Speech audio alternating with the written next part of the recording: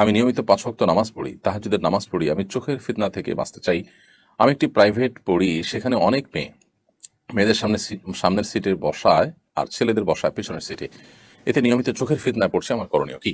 ভাই আশিক ইসলাম, আল্লাহ রাব্বুল আলামিন আপনাকে এ ধরনের ফিতনা থেকে হেফাজতে রাখুন। বিশেষ করে মেয়েদের যে ফিতনা, অর্থাৎ মেয়েদের সৌন্দর্য, রূপ, লাবণ্য ইত্যাদিতে আসক্ত হয়ে আহ, ভুল সিদ্ধান্ত নেওয়া কিংবা গুনাহে লিপ্ত হয়ে যাওয়ার যে একটা আশঙ্কা রয়েছে, এই ফিতনাটা পুরুষদের জন্য খুবই জটিল এবং কঠিন ফিতনা। নবী করিম সাল্লাল্লাহু আলাইহি ওয়াসাল্লাম বলেছেন, আমার পরে পুরুষদের জন্য এই ফিতনার চাইতে বড় কোনো ফিতনা আমি রেখে যাইনি, যে ফিতনা পুরুষদেরকে সবচেয়ে বেশি কাবু করে ফেলতে পারে এবং দুর্বল করে ফেলতে পারে।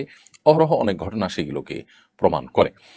তো এরকম পরিস্থিতিতে আপনার পড়াশোনা করতে গেলে, বিশেষ করে সহশিক্ষা যেখানে আছে, সেখানে আমরা জানি যে আপনার প্রাইভেট হোক, আপনার স্কুল নিয়মিত স্কুল কলেজের পড়া হোক, ক্লাসরুম হোক, সেখানে ছেলে মেয়েদের সামনাসামনি বসানো হয়।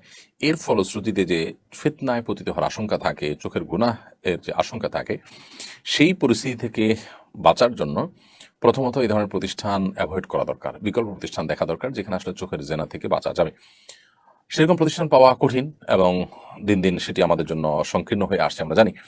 যদি সম্ভব হয় তাহলে সেক্ষেত্রে সেটি করতে হবে, আর যদি সম্ভব না হয় তাহলে সেক্ষেত্রে নিজেকে সর্বোচ্চ চেষ্টা করে বাঁচানোর চেষ্টা অব্যাহত রাখতে হবে। অর্থাৎ নিজের নজরকে হেফাজত করতে হবে, যাতে করে কোনোভাবে পরনারীর দিকে দৃষ্টিপাত না হয়।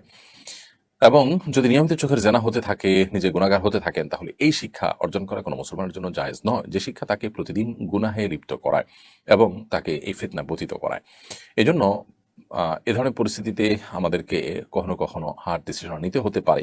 কারণ দিন শেষে আমার তাকওয়া, আমার ঈমান, আমার দিনদারিতা, আমার আল্লাহ ভীরুতা, আমার গুনাহ থেকে মুক্ত থাকার বিষয়গুলো, এগুলো আমার অ্যাসেট এবং সম্পদ হিসাবে থাকবে। একমাত্র সেগুলো যদি নষ্ট হয়ে যায়, তাহলে ঈমানদারের কাছে এই পড়াশোনা বা এই কাজকর্ম, এগুলোর, এই ক্যারিয়ারের কোনো মূল্য থাকতে পারে না। যে আখিরাতের প্রতি বিশ্বাস করে না, অনন্ত অসমকালের জীবনের জান্নাত কিংবা জাহান্নামের বিশ্বাস যার নাই, তার কথা ভিন্ন। যেটা বিশ্বাস করে, সে নিজেকে অনন্ত অসমকালের ক্ষতির মুখোমুখি করে খুব সীমিত সময়ের, সীমিত কিছু বছরের সুখ শান্তি, তাও সেটা সম্ভাবনা আছে, নাও হতে পারে, এরকম একটা বিষয়ের বিনিময় সে নিজের অনন্তকালের দুঃখকে কখনো নিজের করে নিতে পারে না। সেজন্য এ ধরনের পরিস্থিতিতে আমাদের সর্বোচ্চ তাকওয়ার পরিচয় দিতে হবে। আল্লাহ তাআলা আমাদেরকে তৌফিক দান করুন।